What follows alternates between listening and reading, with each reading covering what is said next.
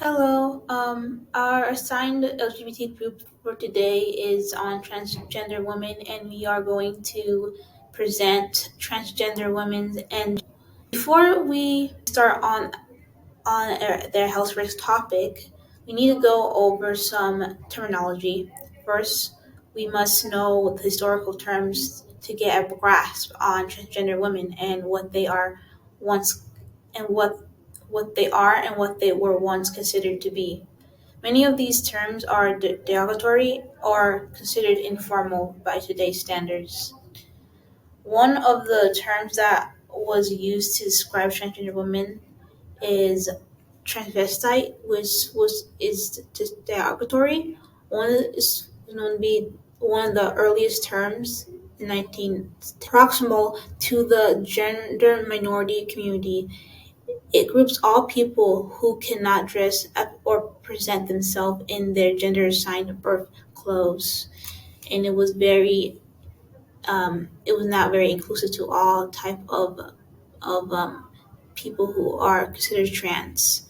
So there is this word. The next term is transsexual, which is also derogatory. It was the earliest term coined in 1926 to describe individuals undergoing hormone therapy or sexual sex reassignment. It fails to encompass transgender individuals who have not undergo surgical procedures, which means transsexual is very it is it doesn't grasp the the the whole term, as there are trans people who do not go under surgery and do still consider themselves as being transgender. Our next word is pre-op, which is considered informal by some. It is a term abbreviated for before operation. It applies that transgender individuals who are not yet undergo gender affirming surgeries. And next we have post-op, also informal. It is a term abbreviated from the post-operation of or during operation.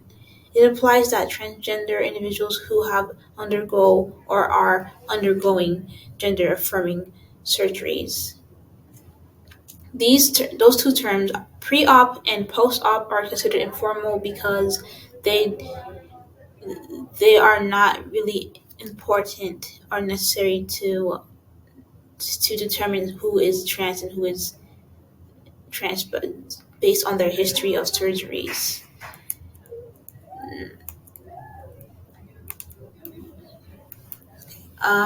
Many of now that science and research on transgender individuals have evolved, some new terms have brought a better understanding of transgender women. Today, the most common term for transgender woman is transgender, the which is the preferred term of categorizing people who do not identify as their assigned gender or sex. Unlike and but there's a term that people may say transgendered, which is derogatory, and is a term that applies that transgender is something that happens to someone when it is not. And some people may say that by accident or in a derogatory way. So we try to fix these mistakes. Trans woman is a person who is assigned to birth as male but identifies as female. Transfemme refers to individuals who was assigned male at birth but now identifies as and presents as feminine. MTF is is an acronym for male to female, describe individuals who are assigned male at birth but have transitioned to female. However, its usage has become more or less common over time. As you can tell, I put it is informal. it is not important to know to determine someone transgender women um, gender identity. And finally, the most important term to know for today's topic is gender dysphoria, which is a state of gender confusion and identity that causes distress. And unlike the old terms, these modernized terms have evolved with better changes and understanding of what a trans woman is. We must go. Gender dysphoria has been one of the few conditions being studied on throughout the years. It's our first encounter of transgender dysphoria was in 1950s through 1960s. Reparative, reproductive therapy. In the 1960s and 50s, they didn't actually have a word for gender dysphoria until the 1970s came to be. And that's when they started have a rise in the study on what gender identities and what these and what gender dysphoria really was. Later in the 1980s, though, gender identity disorders started to take place, and this word actually is a downgrade that brought more stigma, as the word disorder can be seen as someone that is not normal and is just confused with their gender and need nothing more but to learn to be in the gender they are born with. But though later on in the 2018, gender there's a new term called gender incongruence, and this term change is much broader and does not pathologize anything, which is dysphoria. But though these terms and research is still ongoing, many will still use the term gender dysphoria as it has described it in a way as being non-euphoric and their assigned gender. Hi, my name is Jillian, and let's get started on the social and systematic barriers to health for transgender women. So, to start off with, one of these barriers to health is hormonal health expense. And this quote kind of helps summarize this that in 2019, each covered transgender person incurred an average of $1,776 in costs for gender affirming hormone therapy and surgeries combined.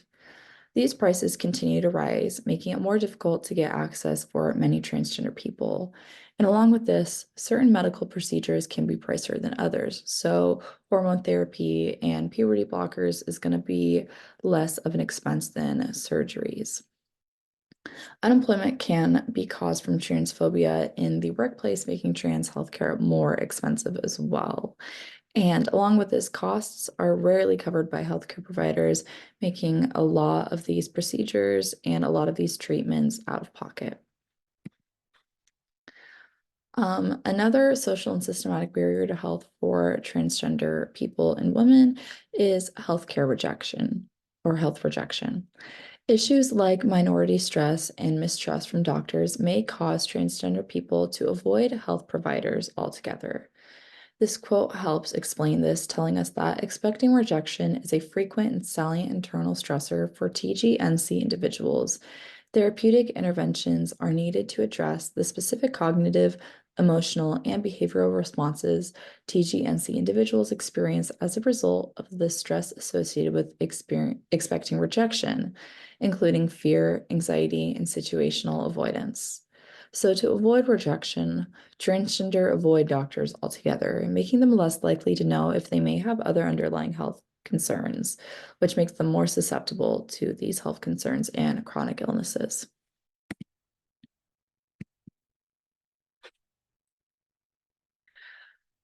Another social and systematic barrier to health is societal stigma. Societal stigma can be created because of a lack of information out there for young trans people and their families to be aware of their options on how they want to address transitioning. As well as this, lack of research on chronic illnesses trans people are susceptible to causes a higher risk for them, like I mentioned earlier. And a study done shows that transgender stigma limits opportunities and access to resources in a number of critical domains, for example, employment and healthcare, and persistently affects the physical and mental health of transgender people. Stigma towards transgender people overall greatly influences their way of life and creates a barrier to their health. And this diagram to the right shows a lot of the stigma that transgender women living with HIV experience. For example, transphobia, sexism, racism, sex work stigma, classism, and others. Another social and systematic barrier to health is obviously transphobia, which is including but not limited to bullying and harassment. And lack of parental support for trans people lessens the likelihood of any gender affirming care, which goes along with transphobia. And this overall creates a huge negative impact on mental health and at worst can affect physical health as well, unfortunately. And all of these aspects make the suicide rate higher for trans people and trans children. Continuing on for social and symptomatic barriers to health. My name is Kasana and I'm going over the statistics. And just so you know, some of these statistics are for the overall transgender individuals. To start off, 90% of transgender respondents reports harassment, mistreatment, or discrimination on the job according to the National Transgender Discrimination Survey. 67% of gender and sexual minority homicide victims of hate crimes were transgender women in 2015. And on top of that, 54% of those victims were transgender women of color. 70% of transgender individuals report experiencing discrimination in healthcare settings, whether it was hospitals or even like just to get a checkup. 73% of transgender individuals perceive that they would be treated differently by medical personnel if they were open about their gender identity, or they're just telling them they're a part of the LGBTQ community, or even just being transgender. 27% of transgender individuals were refused needed health care, and 21% of them reported healthcare professionals using harsh and abusive language towards them. Next, 45% of transgender patients had gender discordant identification. This basically contributes to the psychological distress and suicidal intentions. Basically.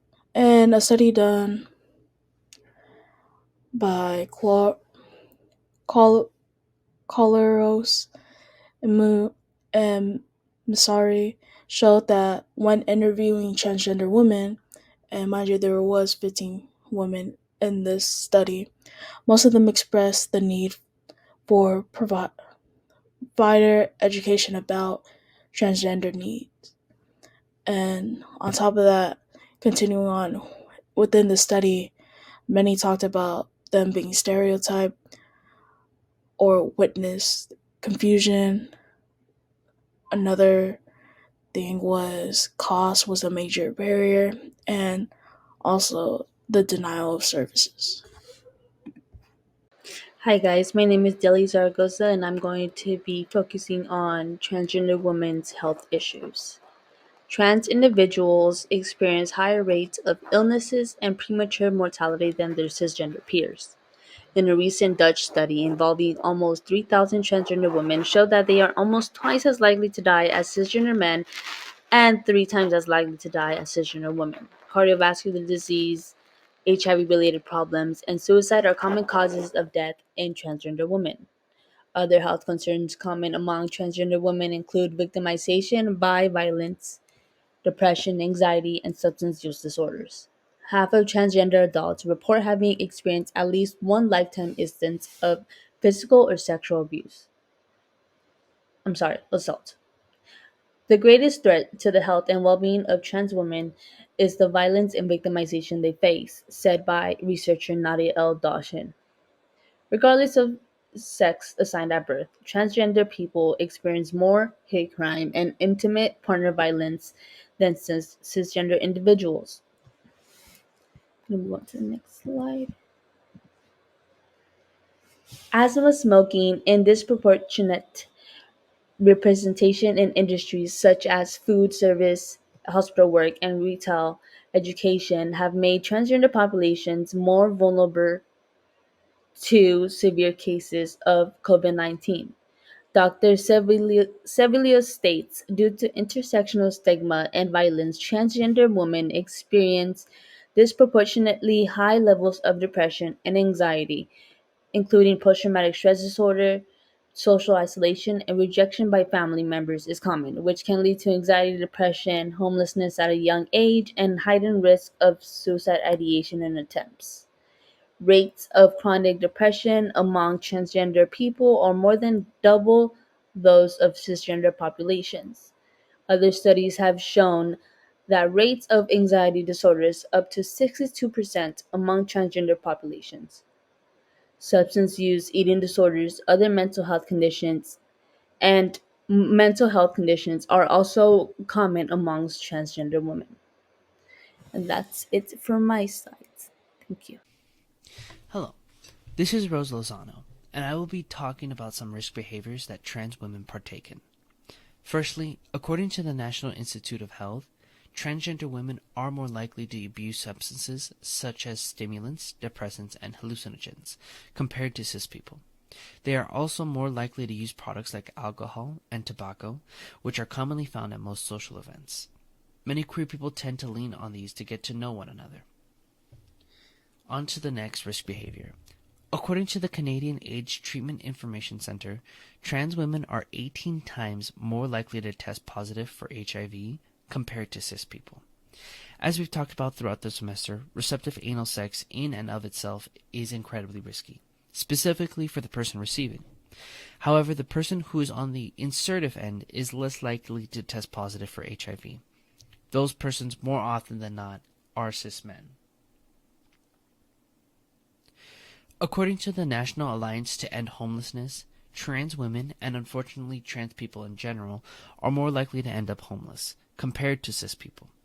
That itself is not a risk behavior. However, it's the behaviors associated with being homeless that are risk behaviors. One behavior that I do have an example for is survival sex work. I do have permission to share this story from a friend. In their experience as a trans/gender nonconforming person, they were homeless twice in their life, for a period of 6 months and longer. In that time, they had to resort to sex work in order to survive. These aren't just statistics or theoretical what-ifs. These are actual situations that many people do unfortunately have to go through daily. Moving on, according to the Journal of Homosexuality, which is a peer-reviewed journal, trans sex workers specifically experience higher levels of violence and abuse.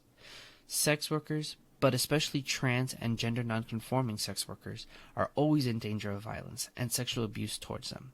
This wraps around to the danger of HIV and how it relates to receptive anal sex. As talked about during our lectures, trans women are at higher risk of developing an eating disorder. This relates back to the pathology of eating disorders, in that the reason the eating disorders pop up in the first place are due to societal pressures to fit heteronormative beauty standards, and can also be caused by gender dysphoria. Finally, according to the National Institute of Health, trans women were less likely to use condoms with a male partner. In a sample of 124 trans women, 41% were found to be HIV positive by the end of the study. Illegal substances, alcohol, and low self-efficacy to use condoms were the main reasons why this was an issue. Once again, this issue relates back to HIV and the dangers of receptive anal sex. Hello, my name is Alexia, and I'm going to be diving a little bit deeper into what gender dysphoria is for trans women. So, as we stated before in the presentation, gender dysphoria can be defined as a state of gender confusion and identity that causes distress. So, for example, someone might look in the mirror and feel uncomfortable or feelings of distress because what they see doesn't match who they are inside. And I mean, like, what they see physically doesn't match who they are inside. So, moving forward, let's talk about who gets it, what it looks like, and some types of treatments. So, who gets gender dysphoria? Anyone can get gender dysphoria at some point in their life, but specific to this topic, trans women experience it much more. It's not something they acquire, it's something that's a part of being transgender. And so what does gender dysphoria look like?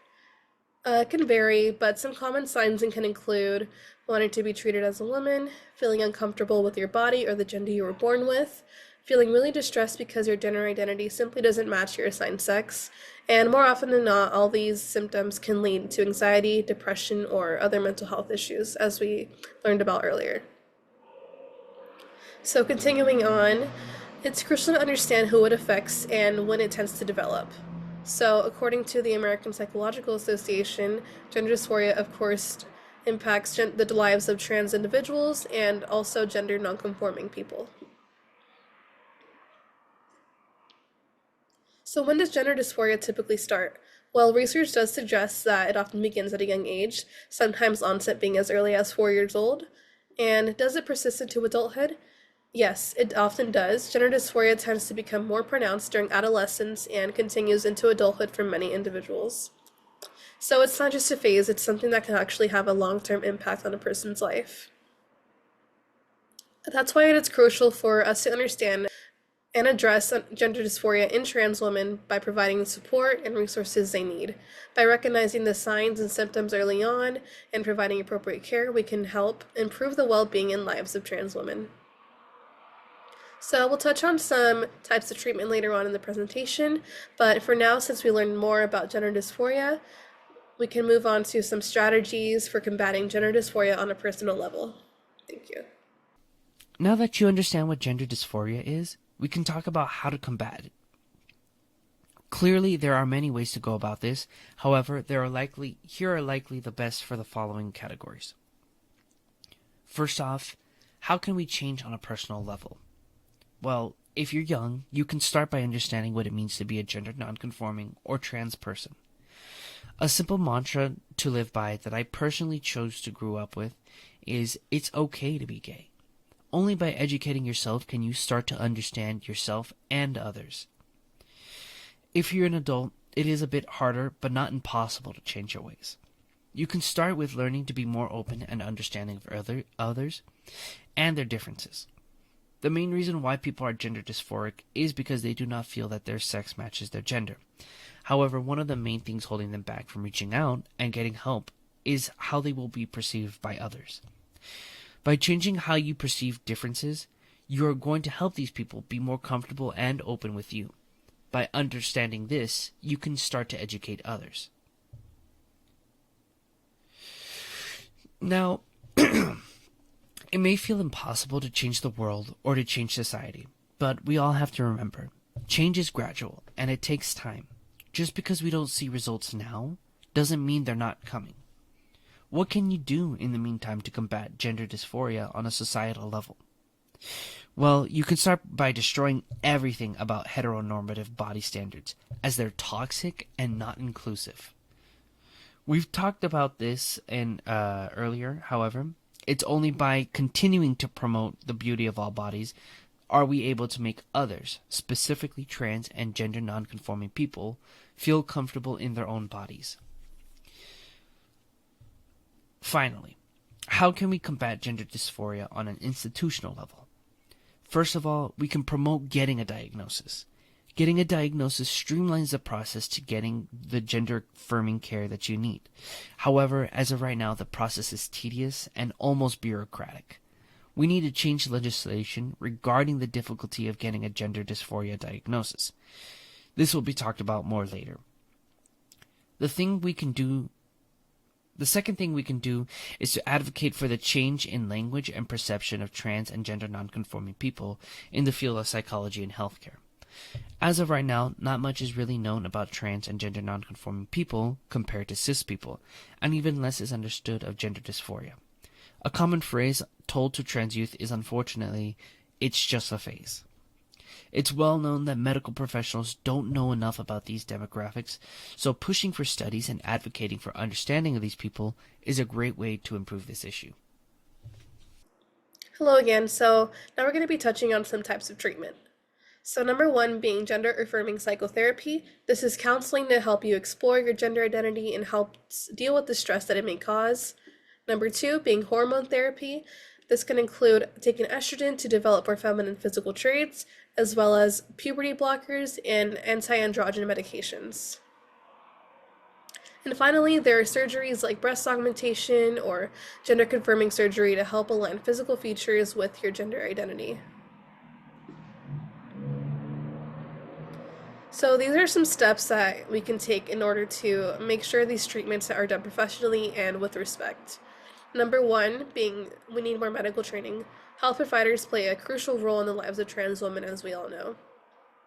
And research by Strumza in 2014 does emphasize the importance of providing adequate medical training to healthcare professionals. Second, awareness is key. According to Strumza's research, increasing awareness about gender dysphoria is essential for healthcare providers, families, and individuals. Another important step is ensuring better healthcare coverage. Research indicates that improved healthcare policies can significantly benefit trans women seeking gender-affirming care. And when it comes to family support, providing families with accurate information about gender dysphoria can help them better understand and support their loved ones. And additionally, last but not least, the resources and interventions are essential for individuals struggling with gender dysphoria. And research by Isa Bergwall and others highlight that the importance of providing access to resources and interventions can help alleviate gender dysphoria and improve overall well-being of trans individuals. Okay, so simply by implementing these strategies, we can work towards creating a more supportive and inclusive environment for trans women and combating gender dysphoria effectively. All right, so that wraps up our presentation. Before I conclude, I just want to say thank you, Professor Imatu, on behalf of my peers and I, for giving us the opportunity to talk about the experiences of trans women, and thank you for listening and watching.